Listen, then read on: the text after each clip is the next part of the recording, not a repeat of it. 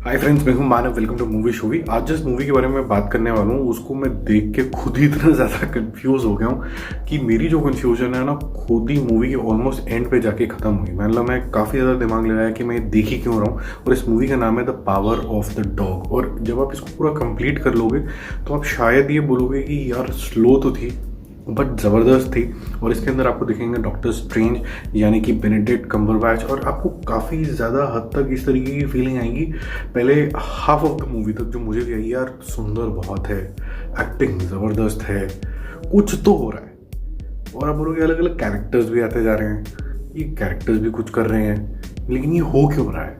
और यही सारा जो समा बन जाता है ना, वही आपको मतलब बांध के रखता है इस मूवी के साथ, क्योंकि डायरेक्शन बहुत लाजवाब है। 1925 के अंदर ये स्थित है। और ये जो मूवी का जॉनर भी जो है वो वेस्टर्न ड्रामा है। और वेस्टर्न ड्रामा मतलब वैसे वाला मत सोचना वैसा वाला नहीं है। यहाँ पर कोई फाइट वाइट नहीं है, बट कि कैरेक्टर्स की बहुत ही मनोदशा यहाँ पर दिखाई जाती है। कि एक साइकोलॉजिकल ड्रामा आप बोल सकते हैं, जो कि एक नॉवल के ऊपर बेस्ड है जिसका नाम भी the power of the dog ही था 1967 के लिए।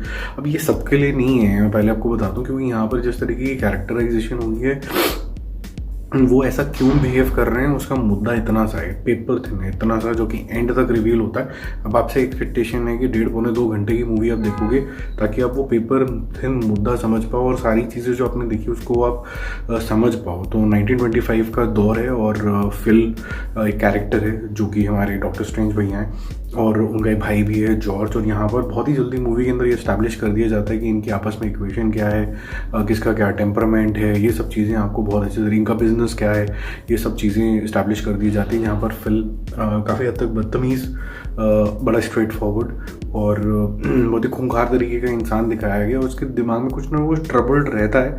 तो कुछ चीज़ें आपको फ़नी लगेंगी, funny because of his amusing work that he does, और जिस भी तरीके के वो भाषा का यूज़ करता है किसी के लिए भी, और जो जो हरकतें वो कर सकता है अप फ्रंट, उसकी वजह से आपको काफ़ी ज़्यादा अलग ही तरीके का लगेगा। थोड़ी सी मतलब उसकी ना वियर्डनेस पे आपको स्माइल आनी शुरू हो जाएगी जल्दी। ये जो रिलेशनशिप है दोनों ब्रदर्स का वो भी एक्सपोज हो जाता है। अब जॉर्ज जो है वो थोड़ा ज़्यादा सोफिस्टिकेटेड है इन दोनों के अंदर से, और उसको थोड़ा ह्यूमन भी ज़्यादा है, ह्यूमन मतलब थोड़ा सा लगाव लग जाता है उसका, वो मैरी कर लेता है रोज़ को। अब यहाँ पर आपको एक कहानी रोज़ की भी शुरू हो जाती है, उसके बेटे पीटर की भी शुरू हो जाती है, पीटर की मनोदशा के बारे में शुरू हो जाती है, रोज़ की मनोदशा के ऊपर शुरू हो जाती है। और यहीं पर मूवी कंफ्यूज हो जाती है, क्योंकि एक साइड तो आप फिल का कैरेक्टर समझ रहे हो, फिर दूसरी साइड उसके ब्रदर का जॉर्ज का कैरेक्टर समझ रहे हो, फिर जॉर्ज की वाइफ का कैरेक्टर जो वो रोज़ को शादी कर लेता है, और उसकी जो बच्चा है ऑलरेडी पीटर, उसकी भी कहानी शुरू हो जाती है। तो ये इतनी सारी कहानियाँ चल रही होती है और आप कंफ्यूज हो जाते हो कि ये कहना सुनना क्या चाहते हो।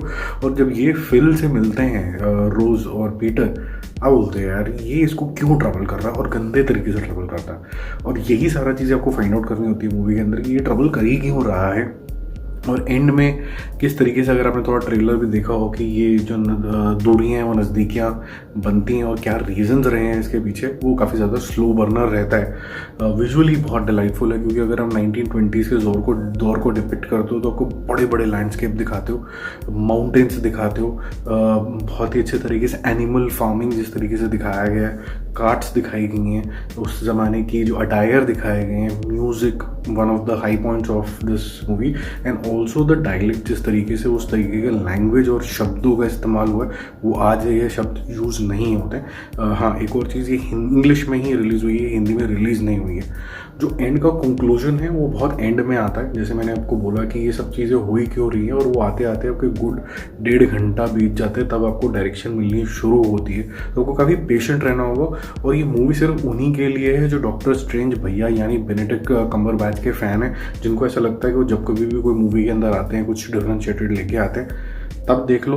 वरना आपको ऐसा लगेगा कि शायद मैं टाइम वेस्ट कर लिया, क्योंकि इसके अंदर बहुत स्लो बर्नर है, बहुत धीरे धीरे चीज़ें समझ में आती हैं, लेकिन विजुअली आपको अच्छा लगता है। बहुत धीरे धीरे बीच में तो सीन कुछ इररेलेवेंट भी आपको लगने लग जाते हैं अगर आपने ध्यान नहीं दिया है तो मेरी तरफ से जो इसका मूवी शो भी स्कोर रहेगा ना दोस्तों, वो रहेगा बी। वो इसीलिए क्योंकि जो मुद्दा है वो ज़रूरी नहीं कि सारे सीन्स जो हैं वो एडअप होते हैं एंड में।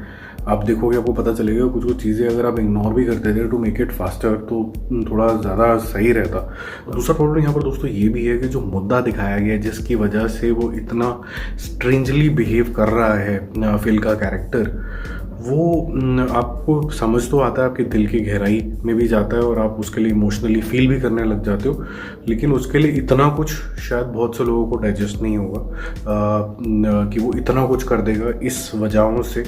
और एंड की जो रेवलेशन होती है वो भी थोड़ा सा मिड आता है, थोड़ी सी ऑब्वियस हो जाती है। तो फिर मिलते हैं एक और रिव्यू, एक और अपडेट के साथ। If you are new to the channel don't forget to subscribe it. Bye bye.